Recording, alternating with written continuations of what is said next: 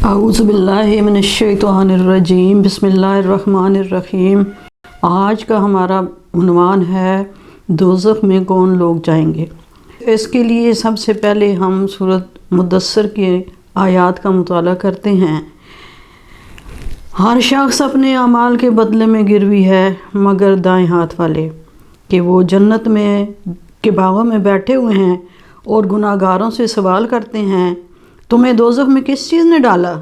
وہ جواب دیں گے، ہم نمازی نہ تھے، نہ مسکینوں کو کھانا کھلاتے تھے، اور ہم بحث مباحثہ کرنے والے انکاریوں کے ساتھ دیتے تھے اور فضول باتوں میں دھنستے چلے جاتے تھے اور روز جزا کو جھٹلاتے تھے، یہاں تک کہ ہمیں موت آ گئی۔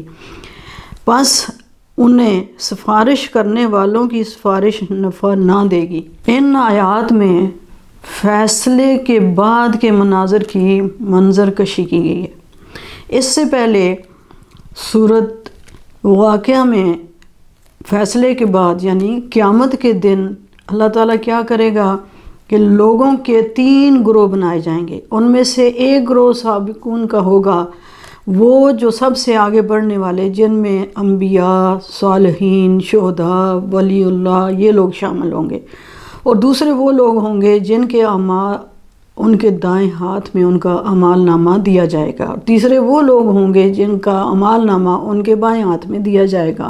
اور سابقون جو ہیں وہ سب سے اونچے درجے میں ہوں گے، اور یہ جو بائیں ہاتھ والے ہیں یہ دوزخ کے مختلف درجوں میں ہوں گے۔ اب ہوگا کیا؟ ان آیات میں ہمیں یہ بتایا جا رہا ہے کہ چونکہ وہ لوگ ہوں گے جو یقیناً ایک دوسرے کو جانتے ہوں گے، اور جنت سے وہ دوزخ والوں کو جب دیکھیں گے تو پریشان ہو گے، ان سے پوچھیں گے کیا بات تھی کہ تم یہاں پہ دوزخ میں پڑے ہوئے ہو؟ تو وہ اپنے جرائم کا خود اقرار کریں گے، وہ خود کہیں گے ہم کیا کرتے تھے، ہم نماز نہیں پڑھتے تھے، نمبر 1۔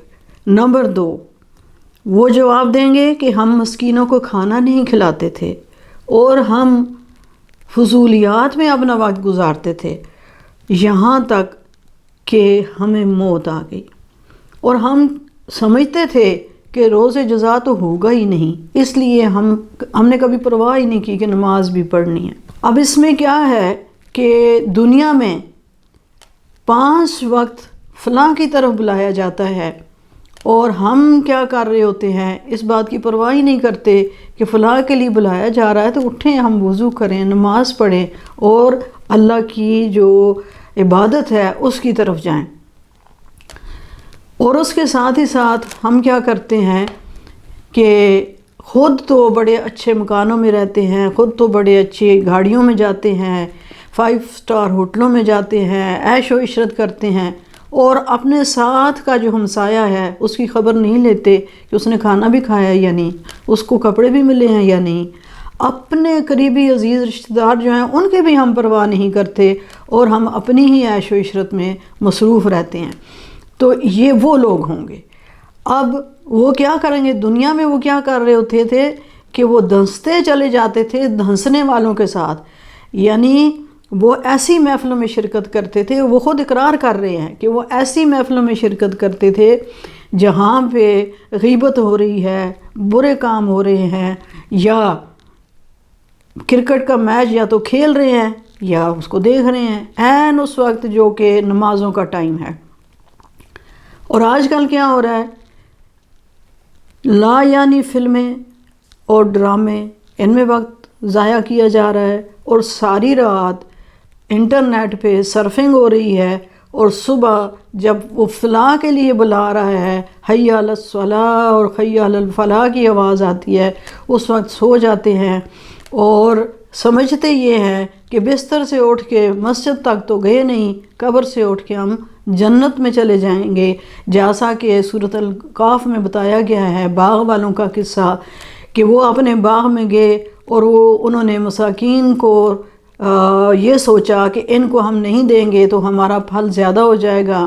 انہوں نے آپس میں یہ مشورہ کیا کہ ہم صبح جلدی چلے جائیں گے اور اپنے باغ سے پھل توڑ کے لے آئیں گے، اور چونکہ یہاں بھی ہمیں بہت کچھ مل رہا ہے، اگر ہم مر جائیں گے تو وہاں بھی ہمیں بہت کچھ ملے گا، یہ سارا کچھ ہمیں وہاں بھی ملے گا۔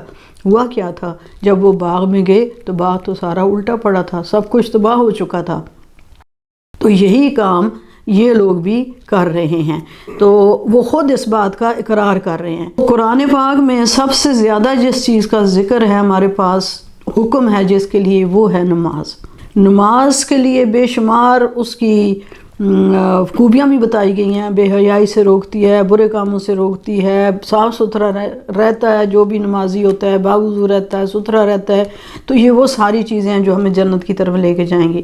لیکن اگر ہم نماز ہی نہیں پڑھیں گے تو پھر ہمارا یہی انجام ہوگا۔